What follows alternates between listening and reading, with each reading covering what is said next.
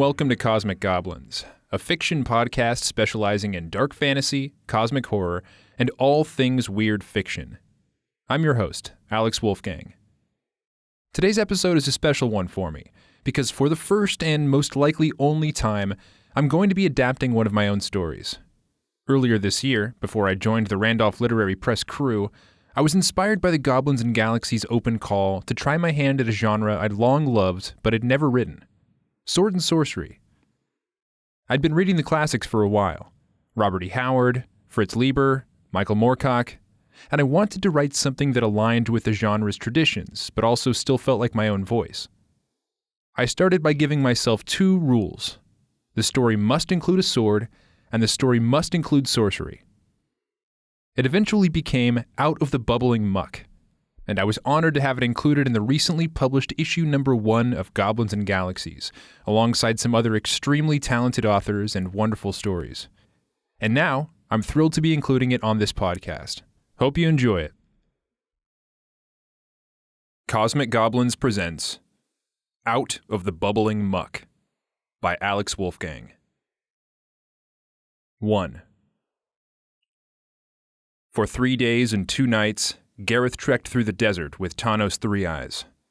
They sat atop camels Tanos had purchased back in Stonegate, before the land had turned to shifting dunes and brutal desolation.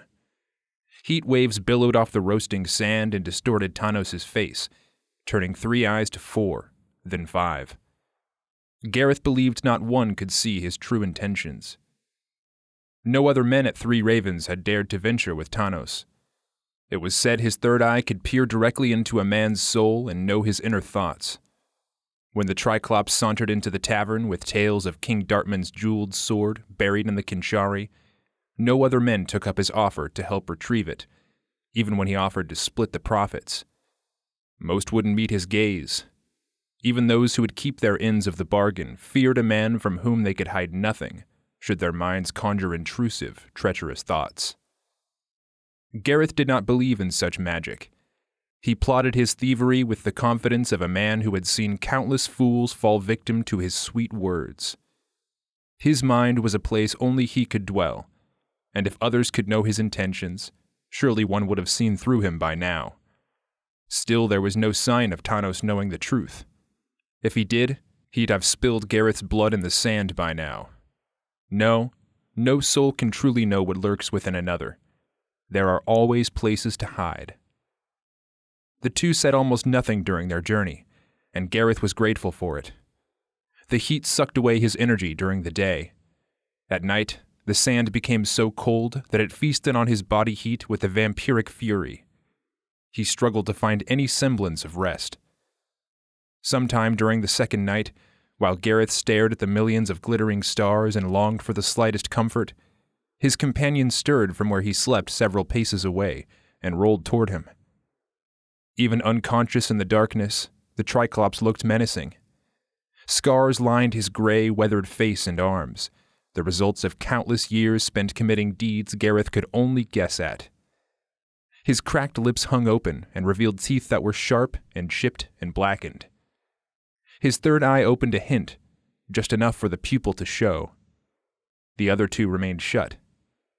This was little comfort, as the pupil's tiny pinprick conjured what felt like a steady pressure on Gareth's forehead, a forceful probe that made the sand feel even colder. A dozen stars were visible in the eye's reflection. Gareth rolled over, but the sensation remained.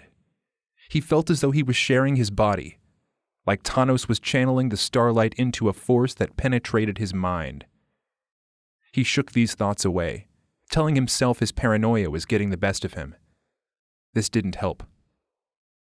On the afternoon of the third day, they found the tomb Tanos was looking for. Gareth wasn't sure how. Tanos dismounted his camel in a valley between 2 dunes and dug his shovel into the burning sands.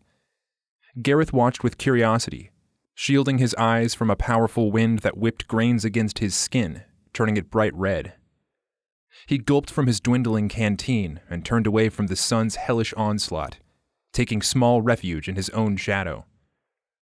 Tanos began digging with a fervor he hadn't shown since their journey had begun.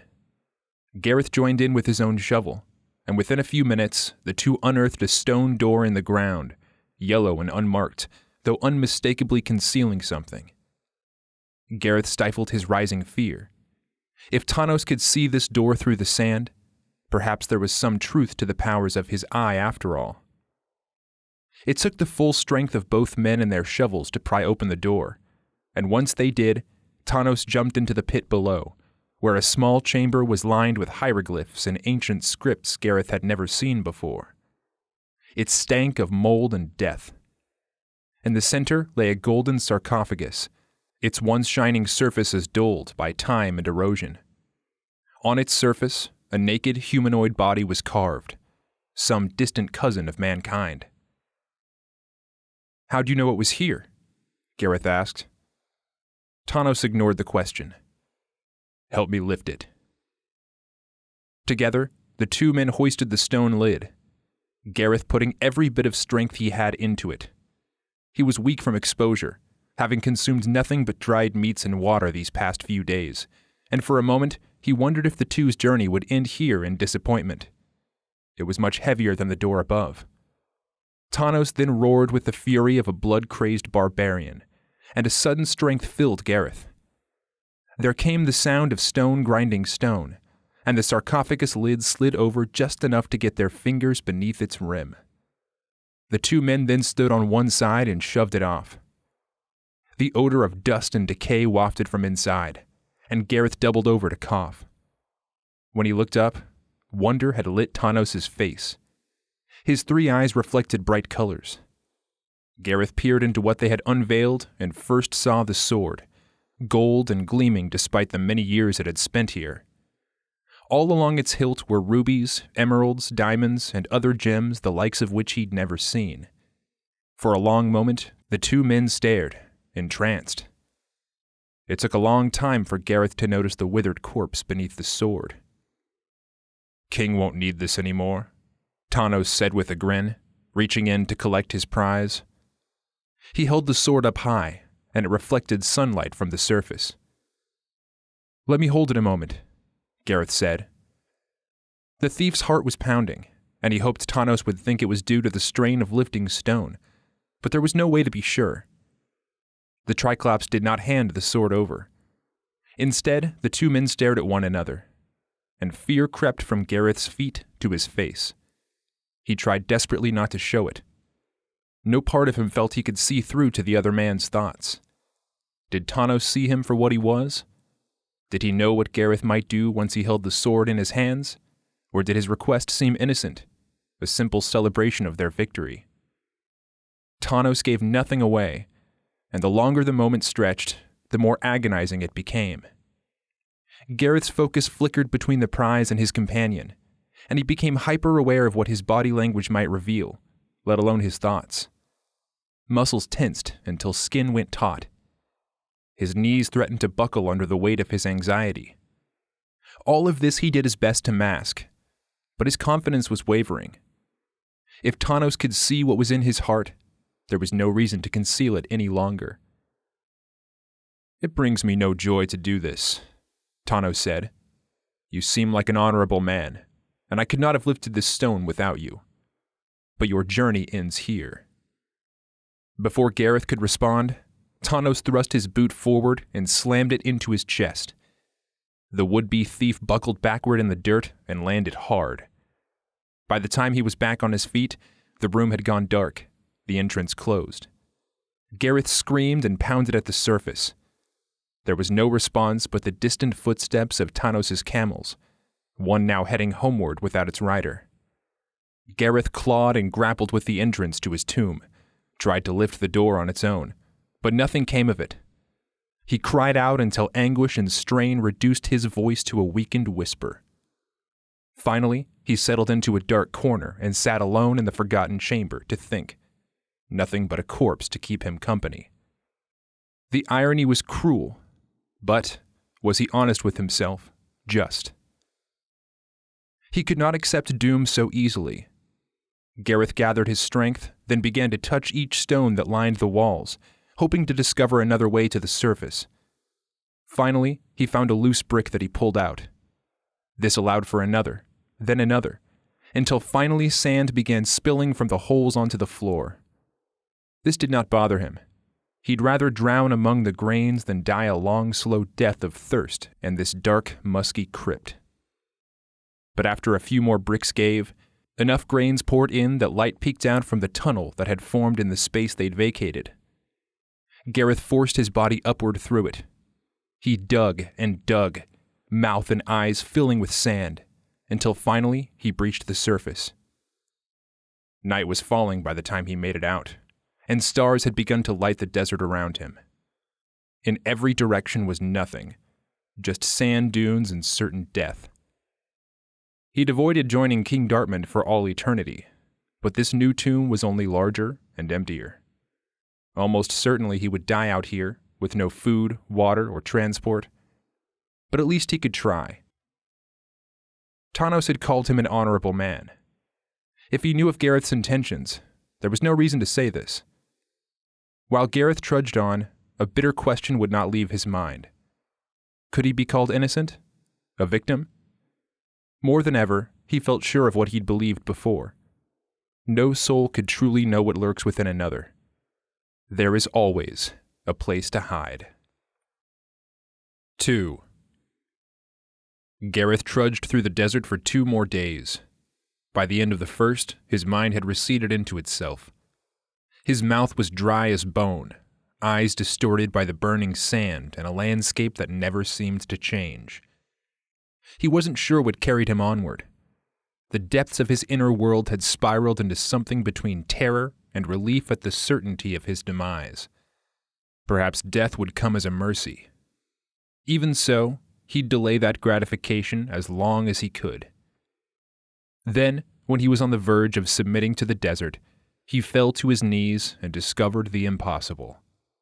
There was a blade of grass in a dune, a lone bit of life thrusting upward from the desolation. It wasn't real. Couldn't be. But once he plucked the blade from the sand and felt it between his fingers, he accepted its reality. A little strength gathered within him.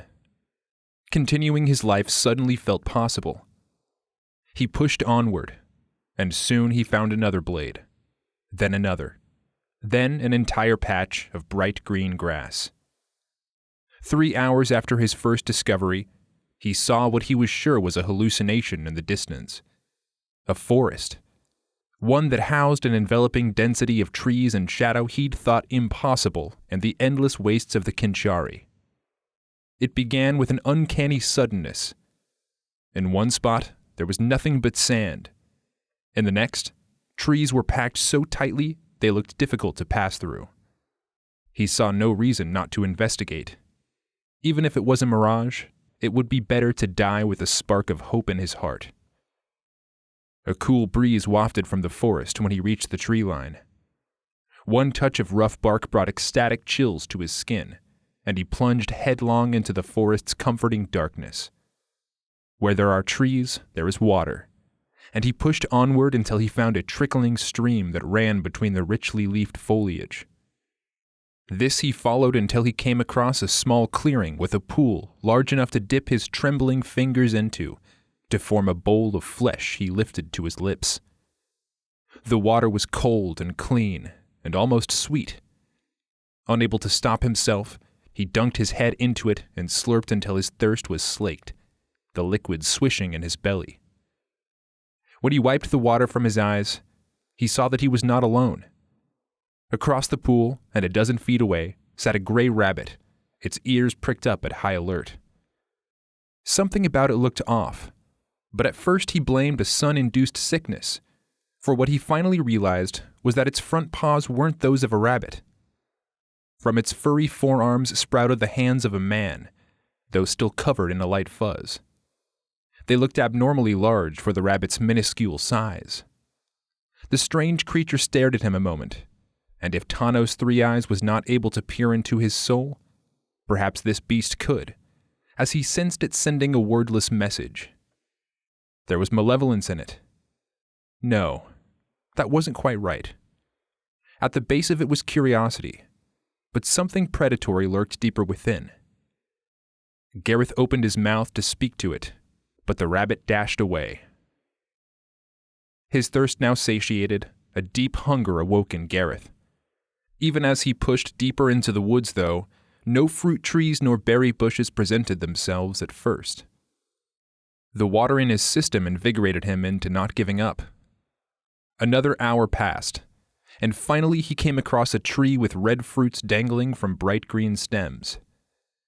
It had been at least a year since he'd seen an apple. They did not grow in the barren provinces of Ankmar he hailed from. But he recognized the curved shapes from exotic traveling markets, always peddled by pale-skinned women in colorful garbs. Overjoyed, he plucked one from a branch and smelled its earthy sweetness. He started to take a bite, but his tongue probed something wet and soft that moved on its own. Pulling the fruit away, he gagged and gasped at what he saw. An eyeball blinked back at him from the apple's side. Gareth cried out in disgust as the apple stared. His appetite diminished, Gareth threw the fruit to the ground. Dust gathered in the whiteness of its eye, but still it watched. "You there," a voice called. "Where did you come from?" Gareth instinctively reached for a dagger at his waist, but there was none to be found. He wheeled and found himself facing a grinning old man, white-bearded and kind-eyed. The man wore tattered rags about his torso like a robe, a hood concealing most of his head, but he looked well-built and healthy, powerful enough to challenge Gareth in his weakened state. "I've come from the wastes west of here," Gareth said. "Is this your orchard? I didn't mean to steal, but I haven't eaten in days." "No apology is needed," the man said. "I'm familiar with the Kinshari. It's unforgiving. You're welcome here." "Where is here? I was told the Kinshari never ended." "In most directions it doesn't. You're lucky. This settlement is called Cytonia," the old man said. "You might call the woods by that name too. There's little difference between the two." "Settlement? Come," the man said. "You must be hungry and thirsty, and that comes first. I can help. In my home I have wine and bread. Then we can speak more. Don't worry, there are no eyeballs in the loaves." The old man smiled, revealing white teeth well cared for. He then fell into a laugh as he gestured Gareth forward. Gareth did not ask him to clarify. Until his hunger was satiated, he cared about little else. The two reached a clearing that contained a hut made of logs. It was small but sturdy, with 2 windows and a porch outside. A white-haired woman clad head to toe in a loose shawl greeted them near its front door, and the old man introduced himself as Mordecai, his wife, Timna. The old woman seemed unsurprised to see him, and the two warmed Gareth's belly with bread, a bowl of sweetened porridge, and a flagon of good wine. A hint of something metallic altered the flavor, but Gareth was too grateful to think much of it. When he finished, the 3 sat by the old folks' crackling fireplace. They said little for a time. Gareth was grateful to be comfortable and indoors. For the past 2 nights he had slept in piles of sand, and the rest was pitiful. The wicker chair he lounged on lulled him towards slumber, but questions still burned within him. "What's wrong with those apples?" he asked them. "I'm no botanist, but I know fruits shouldn't stare at me." The folks exchanged a glance, and Timna answered. "By all reason, Cytonia shouldn't be here. We have our village elder to thank for our existence. Malmo lives nearby. You'll meet him tomorrow, and he'll teach you more. From his sorceries spring the bloom of life." "That doesn't answer my question," he said, stifling a laugh. "No," Timna said, "but the truth is something that can't be told to you. You must experience it yourself." Her cryptic words did not satisfy him half as well as the food and wine, but still he found himself drifting into a state half dream, half reality, as if they were some dark incantation from this sorcerer himself. This did not frighten him. Hours ago, he sat on the precipice of death. Now, he did not. Perhaps if he questioned his saviors too much, he'd awaken back in the sands to find this all a dream. "Life persists in all places," Mordecai said, his words murky and distant. but only where there is a will for it. With this, Gareth fell into the deepest slumber he'd known for years. 3. He awoke to sunlight streaming through a glass window he hadn't noticed in the previous night's darkness. The old couple were nowhere to be found. Gareth stood and stretched his aching legs, then went out the front door. Morning sun revealed the settlement the old couple had spoken of. Cytonia, they'd called it, a grand-sounding name for what appeared to be a minuscule place, though it was hard to see how far it stretched. Whoever had built the village had not waited to form a clearing in the trees. A few small huts and stables were crowded by foliage so dense that many buildings still lay enshrouded in the darkness of their shadows and the hazy mists of dawn. Dark silhouettes of man and beast alike moved among them. "Good morning," called a voice from behind him. Gareth wheeled to find Mordecai approaching him, one hand hidden beneath his robes, apple in the other. Despite memories of yesterday, the sight of the apple made his stomach rumble, his tongue salivate. As if sensing his hunger, Mordecai held the apple out in offering. At its center, the eye gleamed at Gareth curiously. He took the fruit and stared into it, less disturbed by it than before. Somehow it felt less alien than it had yesterday, like eating and slumbering near it had formed a kind of familiarity, a kinship. Still, though, he had no desire to eat it. "This is the work of your sorcerer, then?" Gareth asked.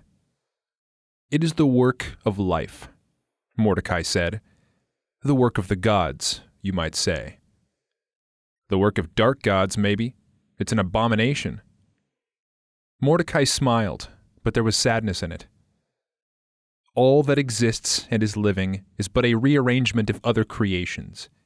You yourself are mere pieces of your mother and father, grown and strengthened by bits of what you eat.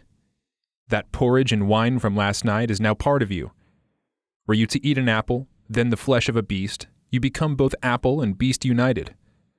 What difference does it make how it enters you?" Gareth had no use for philosophical games. He took the old man's apple and held it, ran his fingers across its cold, dark skin, then moved his touch to the soft flesh of the eye. "Do not overthink it," the old man said, "for you can only think with your brain, which too is a conglomeration of living flesh you have grown. The apple's no different." Gareth handed the apple back. "That may be so, but it doesn't whet the appetite." Mordecai let the apple drop into the pocket of his robes, then lowered his hood.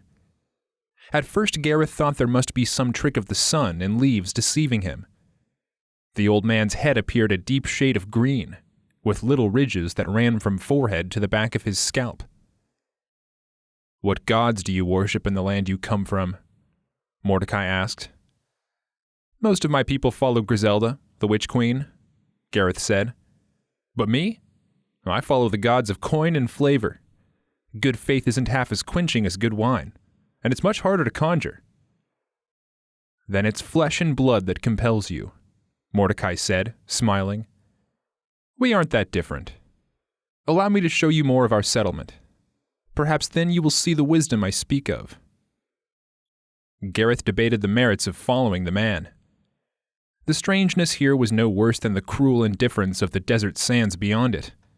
At least it was something living, though he suspected living meant something different in Cytonia than what he was used to. He now wondered about the contents of last night's porridge, ill-lit by the flickering fire. He nodded.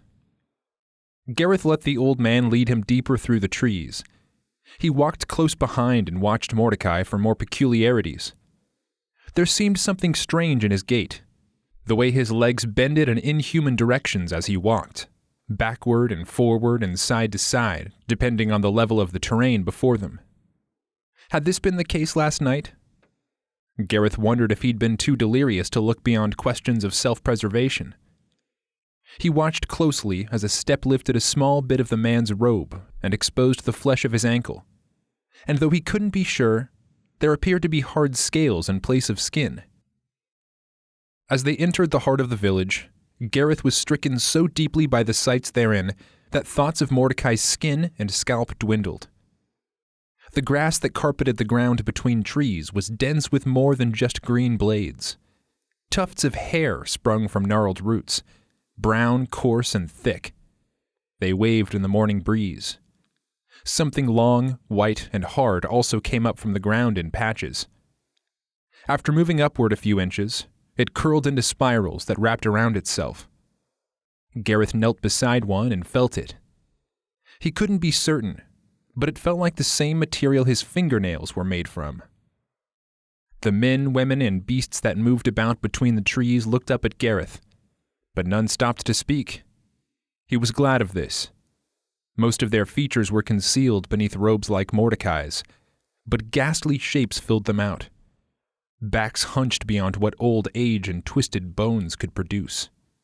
Limbs too long and spindly to be called wholly human.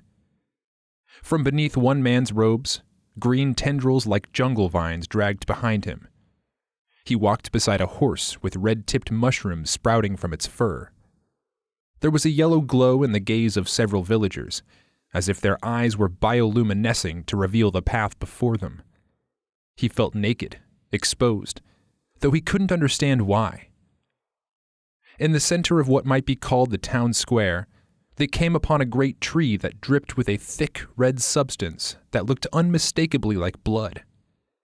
The wood twitched and pulsated, and with each movement, crimson droplets sprinkled forth from the branches and painted the grasses below it. From its upper branches sprouted muscular, fleshy pumps. Gareth had seen such objects before. What felt like a lifetime ago, he'd trained under a surgeon at the insistence of his father.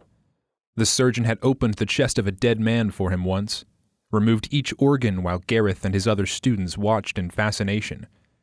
These were hearts, human by the looks of them. They pumped with fervor, sending slithering pulses careening down veins that bulged from the trunk. Sap is blood, and blood is sap, Mordecai said, noting Gareth's disgust. Blood is blood, old man, and it doesn't belong in trees. Is all this Malmo's work? It stinks of dark sorcery. If it's the work of dark sorcery, it is dark sorcery that's kept you alive when other magic has forsaken you. Has our town not enough flavor for you? And what use is coin when life is freely given? Mordecai gestured toward the tree's trunk, which contained an arched door barely visible in the bark. It creaked open, and birds with black wings that fluttered like those of bats cawed and took off from limbs. Gareth's flesh crawled. An animal instinct told him to run, to seek more knowable doom in the sand dunes of the Kinshari, but his legs felt planted to the forest floor, like one of the abominations surrounding him had slithered up his legs and infected him from the inside. A droplet splattered on his shoulder, and he wiped it away to find his hands smeared with dark crimson. Gareth looked upward and saw that the hundreds of hearts were beating in unison. The sound drifted into his ears, luring him into a hypnagogic state. As his eyes blurred, he moved a bloody hand to his chest and felt his own heart beating with them. The tree felt like an extension of himself. His thoughts began to distort.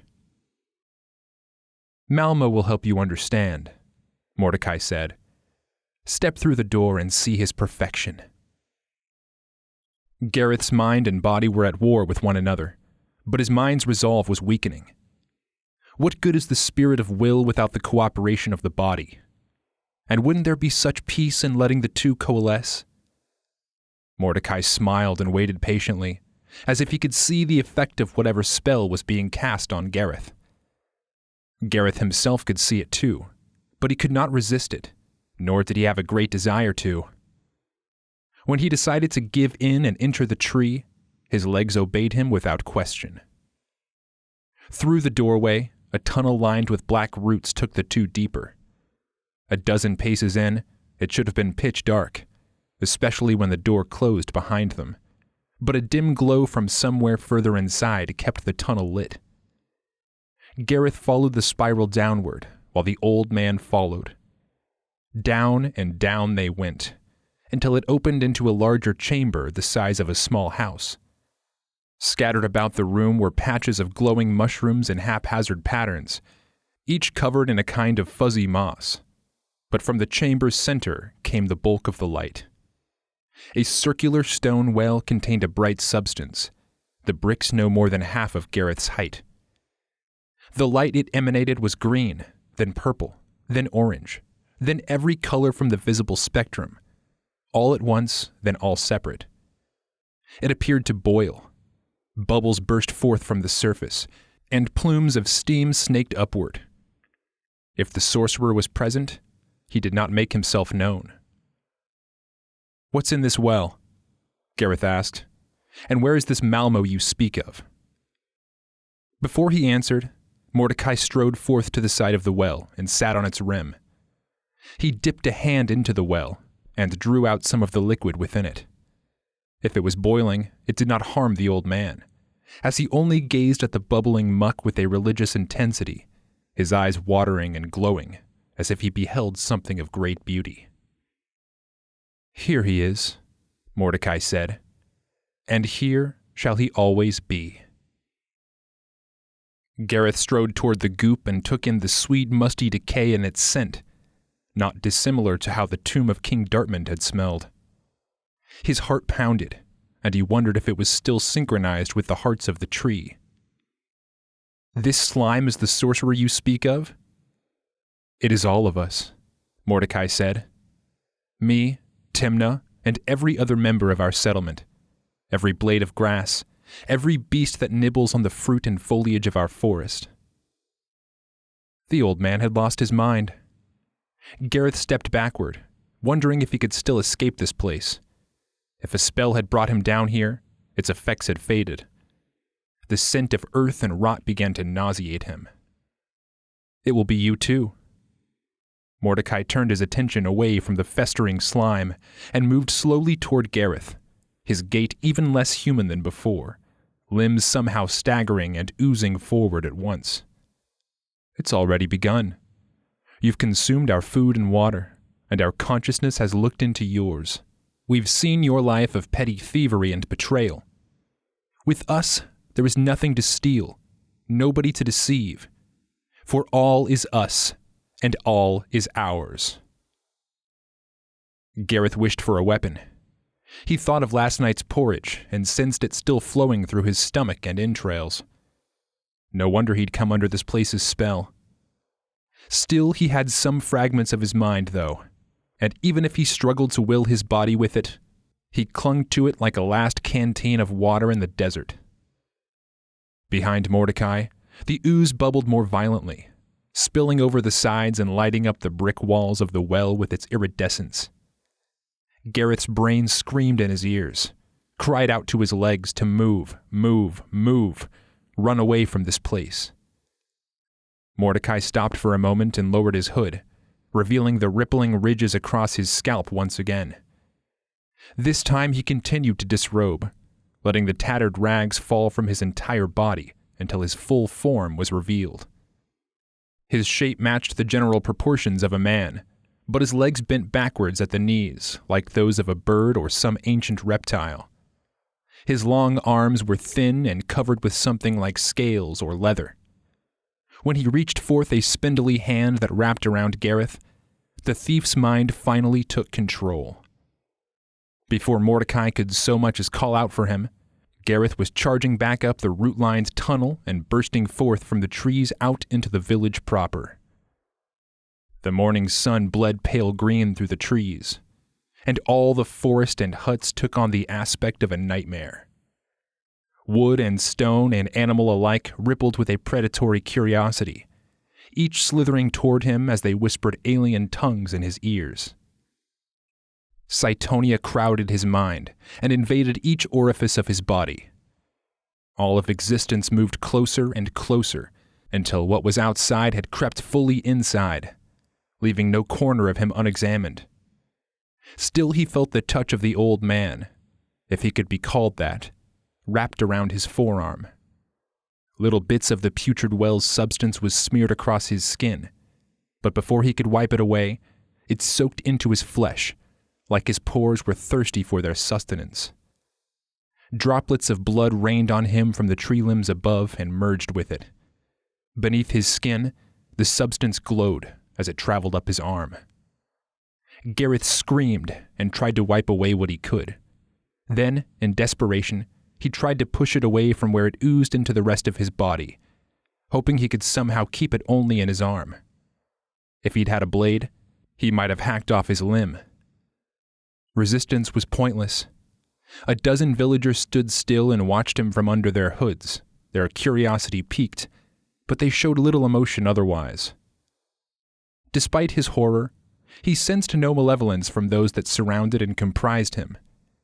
Instead, there was something like both pity and love. This came not just from the trees and grasses, but from the people themselves, if there was any difference. He felt their eyes peer into his mind and penetrate him the way Tano's three eyes could not. A swarm of life surrounded and enveloped Gareth, disintegrated into a vaporous, sticky cloud. It was Mordecai's face, smiling with delicacy and grace, eyes glowing with a predatory mirth. Gareth felt his body move as one with his surroundings, away from the green glow of the village as he descended back into the cavern below the Tree of Hearts. Then he was gazing into the gelatinous muck, and it was gazing back into him.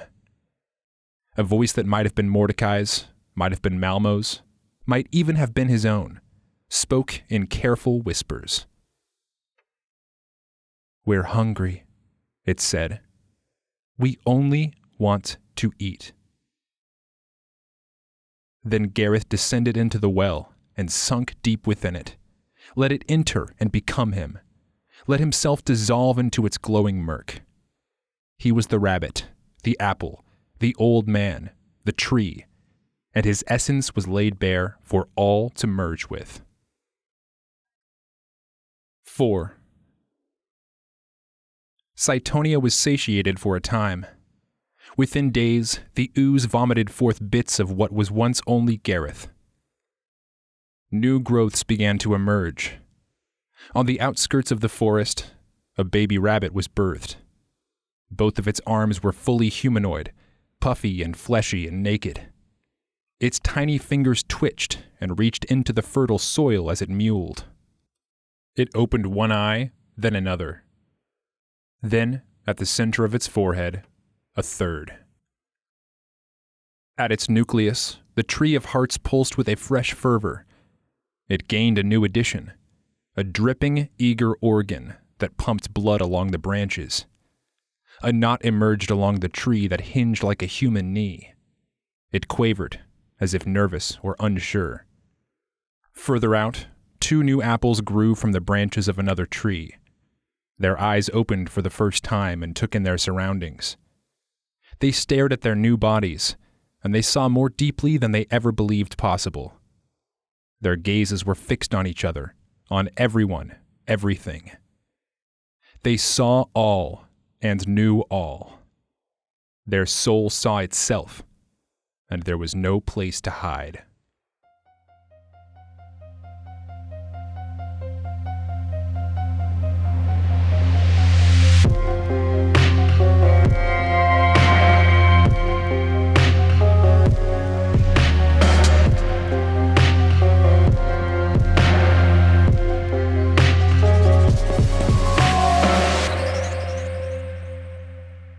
Alex Wolfgang is a horror and dark fantasy author from Oklahoma. You can find more of his stories in Cosmic Horror Monthly, anthologies like Between Doorways, Collage Macabre, and Fiend in the Furrows 3, or in his collection Splinter and Other Stories. He's also the host of the Cosmic Goblins podcast, and the person talking about himself in the third person right now. If he's not reading or writing, you might find him hiking a mountain or playing drums for the band Rabbit Radio. Thanks for listening to episode 10 of Cosmic Goblins. This has been a production of Randolph Literary Press. Our theme music was composed by Tyler McLemore. If you enjoyed today's story, check out issue 1 of Goblins and Galaxies at goblinsandgalaxies.com. We'll be back in 2 weeks for our final episode of 2025. See you then.